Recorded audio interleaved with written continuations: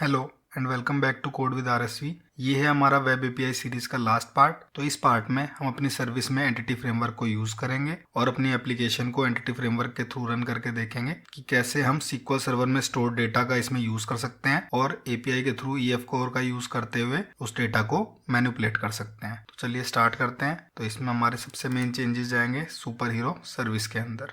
तो सबसे पहले मुझे इस सर्विस में एंटिटी फ्रेमवर्क को यूज़ करने के लिए डेटा कंटेक्स्ट का ऑब्जेक्ट चाहिए होगा।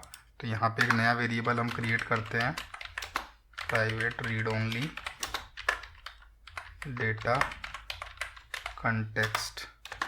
इसको नाम दे देते हैं अंडरस्कोर डेटा कंटेक्स्ट और एक कंस्ट्रक्टर जनरेट कर लेते हैं जिससे कि हम डिपेंडेंसी इंजेक्शन के थ्रू इसमें वैल्यू फिल करा सकें। तो अब सबसे पहले हम मेथड अपना चेंज करते हैं गेट सुपर हीरोज़ का। इसमें हमें कुछ नहीं करना, सिंपली अपने डेटा कंटेक्स्ट से super heroes dot to list call करा देंगे। अब इसको एक बार रन करके देखते हैं।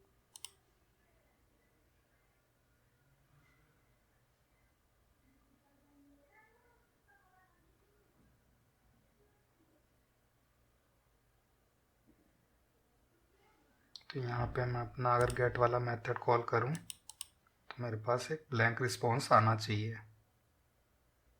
तो अभी यहाँ पे ब्लैंक रिस्पॉन्स आ रहा है।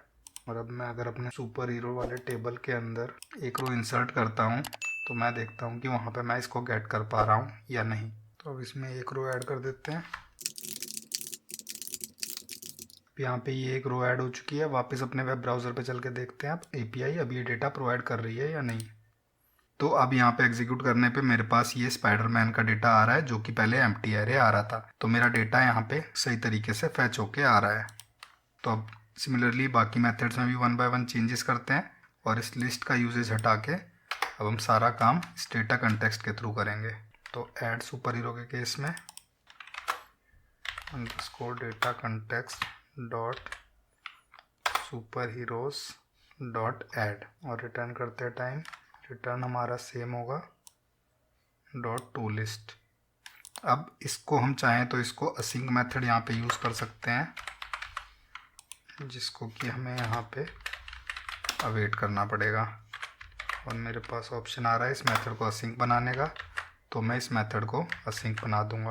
बट क्योंकि मैं एक इंटरफेस यूज़ कर रहा था तो इस इंटरफेस में मुझे ये मेथड्स अपडेट करने होंगे कि ये अब टास्क के थ्रू वर्क करेंगे। चलिए अब यहाँ पे भी ये मेथड्स 1 बाय 1 अपडेट करते चलते हैं।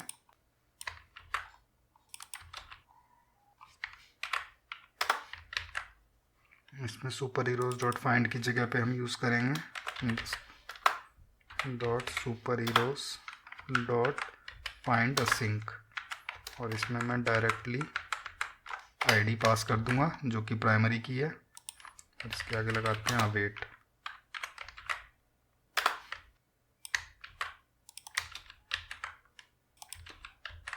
Next get super hero bye ID, तो इसमें भी हमें फाइंड करना है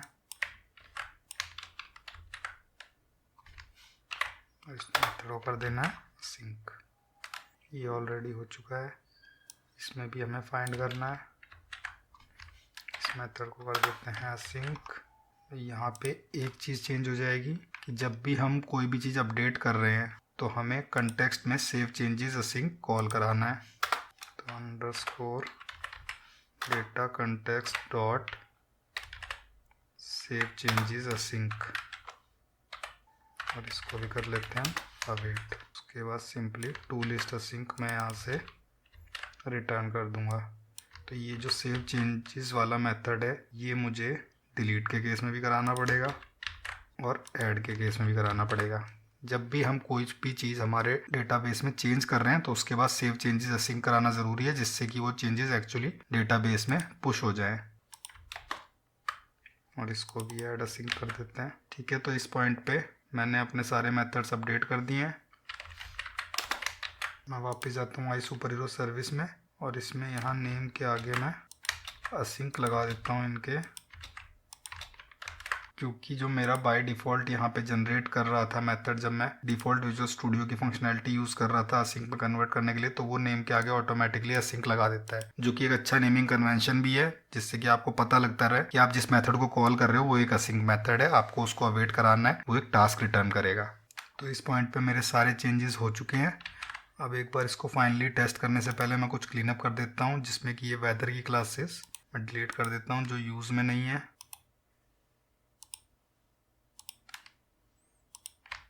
ओके, तो फाइनल क्लीन अप के बाद अब हम अपनी एप्लीकेशन को टेस्ट कर लेते हैं।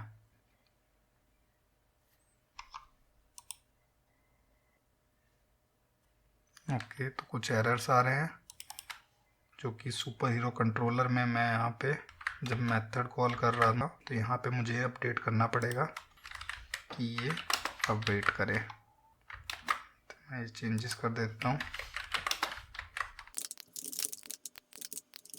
ओके, तो लगता है सारे मेथड्स यहाँ पे चेंज हो चुके हैं, इसको भी अपडेट करना है मुझे। चलिए अब चेक करते हैं।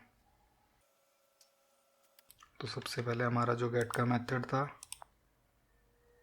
ये भी असिंक मेथड के थ्रू सही वर्क कर रहा है। एक ही हमारा अभी डीबी में एंट्री है वो यहाँ पे शो कर रही है।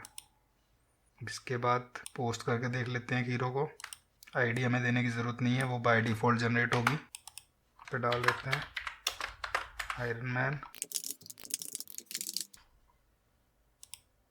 और यहाँ पे मैं देख सकता हूँ एक आयरन मैन भी ऐड हो चुका है। इसके बाद गेट करके देख लेते हैं हम। आईडी 1 पे आयरन मैन हमारा होना चाहिए,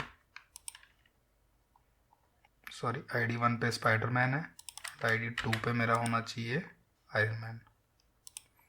ओके, फाइनली पुट मैं अपने आईडी 1 पे चेंज कर देता हूँ नेम अमेजिंग स्पाइडरमैन। यहाँ पे चेंज कर देते हैं माइल्स मोरालेस की डिटेल्स डाल देते हैं, सिटी सेम एंड एग्जीक्यूट। तो अब यहाँ पे मेरी डिटेल्स अपडेट हो गई हैं। आईडी 1 पे अब अमेजिंग स्पाइडरमैन है, माइल्स मोरालेस नाम है, एंड फाइनली डिलीट। तो मैं फाइनली डिलीट करने से पहले एक बार अपने डीबी में चेक कर लेता हूँ कि अभी तक मेरा जितना अपडेट हुआ है वो यहाँ पे शो कर रहा है या नहीं। तो मेरे दोनों रो यहाँ पे शो कर रही हैं, तो अभी तक ऑपरेशन सही वर्क किए हैं। फाइनली अब मैं अमेजिंग स्पाइडरमैन को डिलीट कर दूंगा, तो अब सिर्फ आयरन मैन बचा है। एंड अगेन मैं इसको रीरन करूं तो मेरा उसी टाइम पे यहाँ से भी डिलीट हो गया है। तो इस पॉइंट पे मैं श्योरिटी से कह सकता हूँ कि मेरी वेब एपीआई एंटिटी फ्रेमवर्क के थ्रू कम्प्लीटली सही वर्क कर रही है। सारे के सारे एंड पॉइंट मेरे डीबी में साथ साथ डेटा अपडेट भी कर रहे हैं और डेटा करेक्ट फैच भी करके ला रहे हैं। तो इस पॉइंट पे ये सीरीज हमारी यहीं पे खत्म होती है। इस सीरीज में हमने देखा कैसे एक सिंपल वेब एपीआई हम स्क्रैच से क्रिएट करते हैं, उसमें हम डेटा फ्लो कैसे कराते हैं, रिपोजिटरी पैटर्न कैसे ऐड करते हैं, एंड फाइनली अब हम उसमें एंटिटी फ्रेमवर्क के थ्रू डेटाबेस से डेटा फैच भी कर पा रहे हैं और डीबी में डेटा अपडेट भी कर पा रहे हैं। तो इसके आगे अगर आप कुछ और सीखना चाहते हैं तो आप इसमें एक और सर्विस बना के डैपर के थ्रू भी डेटा ला के देख सकते हैं, या आप इसमें ऑथेंटिकेशन ऐड करके देख सकते हैं। तो इस तरीके से आप इसमें आगे और भी लर्न कर सकते हैं। अगर आपको ये सीरीज अच्छी लगी तो इसे लाइक करें और ऐसी और वीडियोस के लिए चैनल को सब्सक्राइब करें।